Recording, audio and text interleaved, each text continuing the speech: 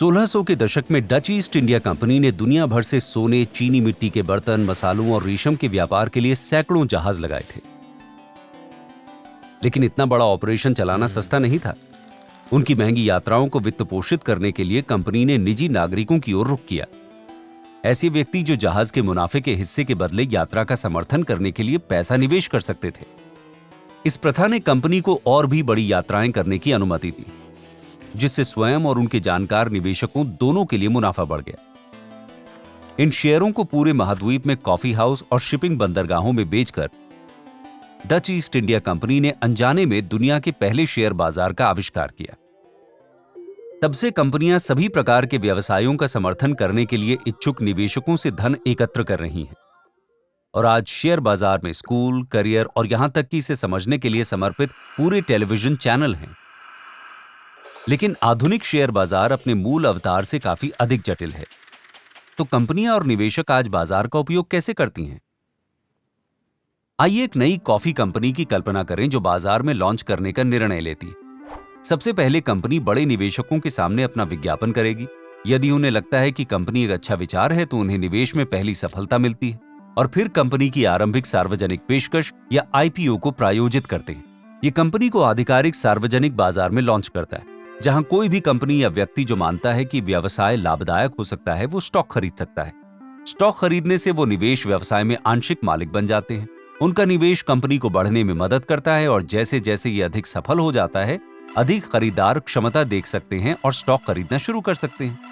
जैसे जैसे उन शेयरों की मांग बढ़ती है, वैसे वैसे उनकी कीमत भी बढ़ती है। संभावित खरीदारों के लिए लागत बढ़ती है और लोगों के पास पहले से मौजूद कंपनी के शेयरों का मूल्य बढ़ जाता है। कंपनी के लिए ये बढ़ी हुई रुचि नई पहलों को वित्त पोषित करने में मदद करती है और ये दिखाकर कि कितने लोग उनके विचार में निवेश करने के इच्छुक हैं, इसके समग्र बाजार मूल्य को भी बढ़ाता है।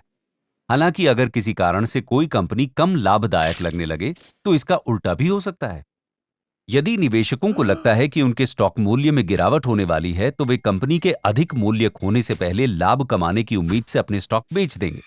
जैसे ही स्टॉक बेचे जाते हैं और स्टॉक की मांग कम हो जाती है, स्टॉक की कीमत गिर जाती है और साथ ही कंपनी का बाजार मूल्य भी गिर जाता है। इससे निवेशकों को बड़ा नुकसान हो सकता है जब तक कि कंपनी फिर से लाभदायक ना दिखने लगे। आपूर्ति और मांग का यह दृष्टिकोण कई कारकों से प्रभावित होता है। कंपनियां बाजार की शक्तियों के अपरिहार्य प्रभाव में हैं, जैसे सामग्री की कीमतों में उतार चढ़ाव, उत्पादन तकनीक में बदलाव और श्रम की बदलती लागत। निवेशक नेतृत्व में बदलाव, खराब प्रचार या नए कानूनों और व्यापार नीतियों जैसे बड़े कारकों को लेकर चिंतित हो सकते हैं। और निश्चित रूप से बहुत से निवेशक मूल्यवान स्टॉक बेचने और व्यक्तिगत हितों को आगे बढ़ाने के लिए तैयार हैं।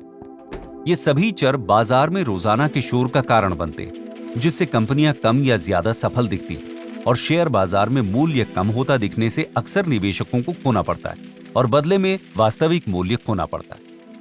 बाजार में मानवीय विश्वास आर्थिक उछाल से लेकर वित्तीय संकट तक सब कुछ शुरू करने की शक्ति रखता है और इस मुश्किल से ट्रैक वेरिएबल के कारण अधिकांश पेशेवर त्वरित नकदी बनाने की कोशिश के बजाय विश्वसनीय दीर्घकालिक निवेश को बढ़ावा देते हैं। हालांकि विशेषज्ञ इस अत्यधिक अप्रत्याशित प्रणाली में सफलता की संभावनाओं को बढ़ाने लगातार उपकरण बना रहे हैं, लेकिन शेयर बाजार सिर्फ अमीरों और ताकतवर लोगों का नहीं है। इंटरनेट शुरू होने से रोजमर्रा के निवेशक बड़े निवेशक की तरह ही स्टॉक खरीद सकते हैं। जैसे जैसे अधिक लोग स्वयं को शिक्षित करेंगे, वे भी स्टॉक का व्यापार कर सकते हैं, उन व्यवसायों का समर्थन कर सकते हैं जिनमें वे विश्वास करते हैं और अपनी वित्तीय लक्ष्यों को प्राप्त कर सकते हैं।